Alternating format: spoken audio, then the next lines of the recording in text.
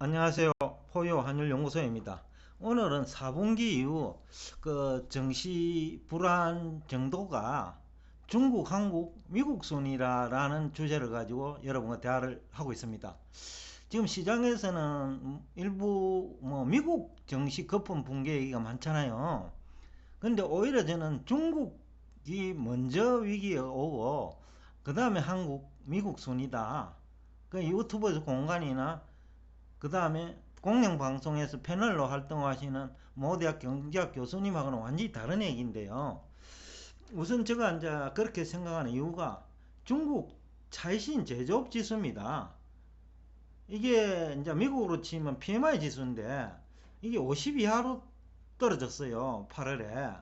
그럼 향후 중국 경기가 마이너스 성장을 할 것이라는 것을 예고하는 지표예요. 제조업 중심으로 보면. 근데 미국은 이 지수가 8월 달에 59.8인가 공간 거래요. 그러니까 미국은 경기가 확장될 것을 예고하고 있고 중국은 위축될 것을 예고하고 있는 거예요.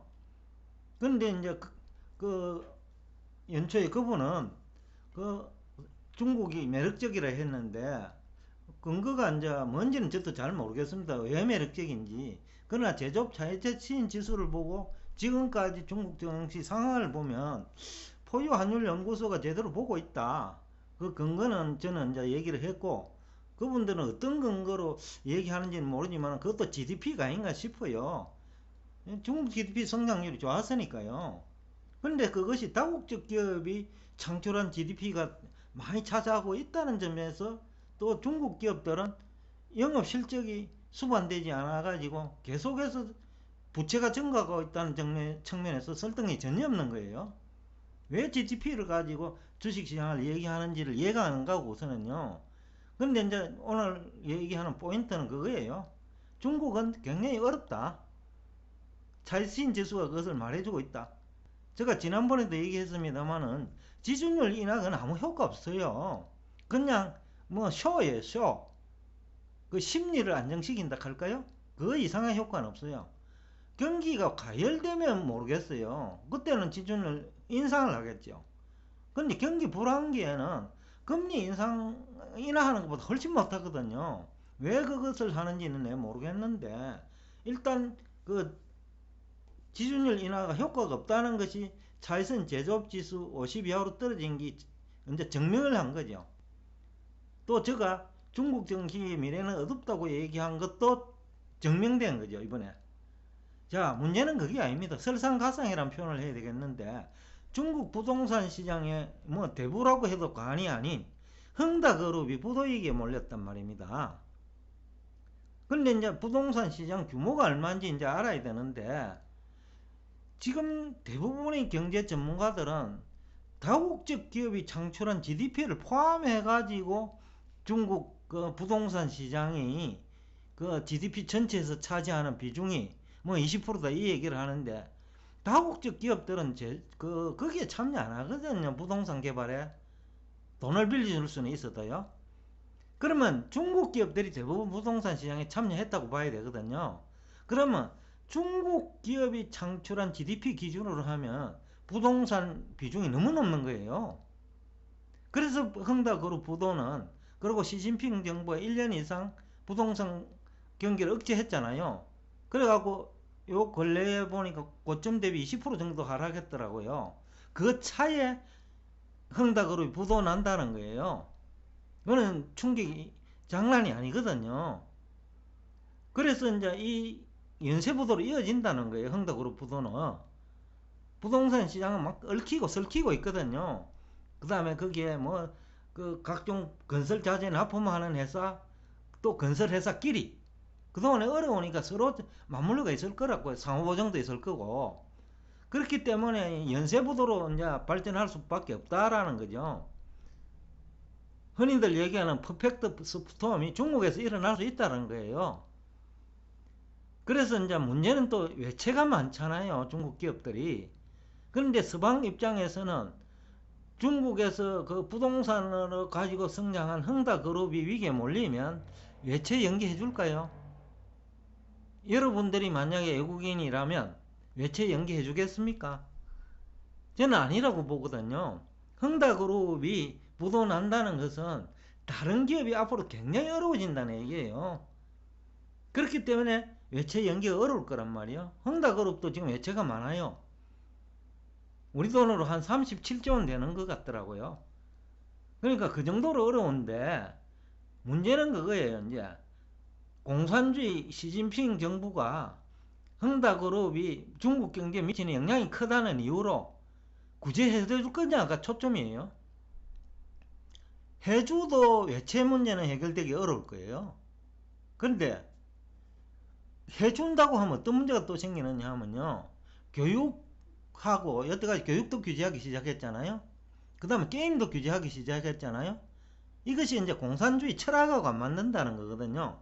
공산주의 정치 이념하고 사교육이나 그 다음에 게임 산업이나 그래서 마약이라고 표현한 거예요. 게임을. 그 다음에 부동산 시장도 마찬가지입니다. 이게 악이에요. 공산주의 입장에서는. 왜냐하면 모두 같이 열심히 일해갖고 같이 살자는 이 정치 이념하고 안 맞는 거예요.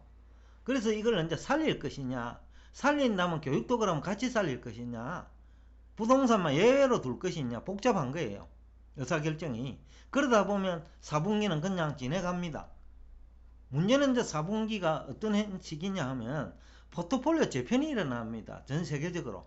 그리고 테이퍼링이 예고되고 있잖아요. 미국에서는요. 그럼 또 시장금리가 상승할 건데 중국 같은 데가 이제 뭔가 흥다그룹이 부도나면 또 연쇄부도로 이어지면 시장금리가 급등할 거예요.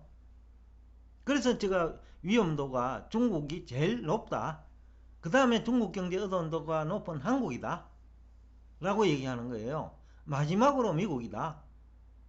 그런데 이제 유튜브 공간에서 활동하시는 분, 그 다음에 공영TV에 출연하시는 분이 중국은 안전하다고 대부분 보고 있거든요. 근데 저는 3월부터 중국은 불안하다. 한국도 투자하지 마라. 미국에 가서 투자하라. 이랬거든요. 지금 지내놓고 보면 포유 환율 연구소 의견이 맞아진 거예요. 지금 여러분들이 만약에 앞으로도 그렇냐고 물으면 그렇다예요. 다만 미국도 조정은 받을 거다. 그 다음에 조정받은 다음에 순서를 얘기하면 또 미국에 들어가라는 겁니다. 또 중국은 하면 안 된다는 거예요. 바로 그게 이제 엄청난 시각차인데, 그러다 보니까 이제 다수 패널들하고 3월부터 보유환율 연구소가 자산시장 전반에 걸쳐서 극명하게 의견이 엇갈리는 거예요. 앞으로 1년간 계속 엇갈릴 거예요. 자, 오늘 하고자 하는 얘기는 그게 아니고, 자, 그러면 중국이 흥다그룹이 부도나면요, 부실채권이 급증합니다. 금융회사들이. 그렇잖아요. 연쇄부도로 이어지기 때문에. 그리고 중국의 부동산 시장 규모가 너무 크다는 거죠. 중국 기업이 창출한 GDP와 비교하면. 그러면 중국 기업에 미치는 부정적 영향이 상상을 초월할 수 있다는 거예요. 그러니까 그 정도로 심각한 상황이 지금 발생한 겁니다. 중국에서. 차이신 제조업지수가 50 이하로 떨어진 것도 마이너스 성장을 예고하는 차에 흥닥으로 부도 내지는 연쇄부도예요. 지금 중국 정부가 지금까지 경험해 보지 못한 사건이 이제 발생한 거예요. 미국에서 지금까지 경험해 보지 못한 사건이 발생하는 것이 아니라 중국에서 지금까지 경험해 보지 못한 사건이 발생하고 있다라고 저는 보고 있어요. 과거 위기는 미국에서 발생했잖아요. 중국하고 거리가 먼 거죠. 근데 지금은 중국에서 문제가 생기고 있다는 거예요. 그래서 미국에서 문제가 생길 때 리만 사태거든요.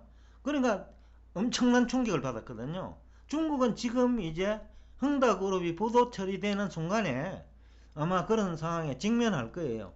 그렇다면 공산주의 이제 정치 이념이 무너질 뻔한 거예요. 시진핑의 정치 살리면 그만큼 이제 복잡한 문제다 이게.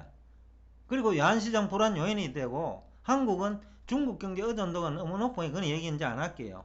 그런데 이제 중국 경제 의존도가 높은 국가에 대한 한국 경제 수출 이 부분은 또 영향받거든요. 그래서 다음 순서가 한국이라는 거예요. 자, 오늘도 끝까지 들어주셔서 대단히 감사합니다. 여러분이 이제 누구 얘기가 맞는지 이제 답이 나올 거예요. 미국이 먼저 위기가 오는지 중국이 먼저 위기가 오는지는 이제 얼마 제가 볼 때는 4분기 중에 뭐 판가름 날 것 같은데요. 어떤 여러분들 투자 조심하시기 바랍니다. 꺼진 불도 다시 보자라는 얘기를 하면서 여러분에게 작별 인사를 구합니다. 다음 시간에 더 좋은 정보를 가지고 찾아뵙겠습니다. 감사합니다.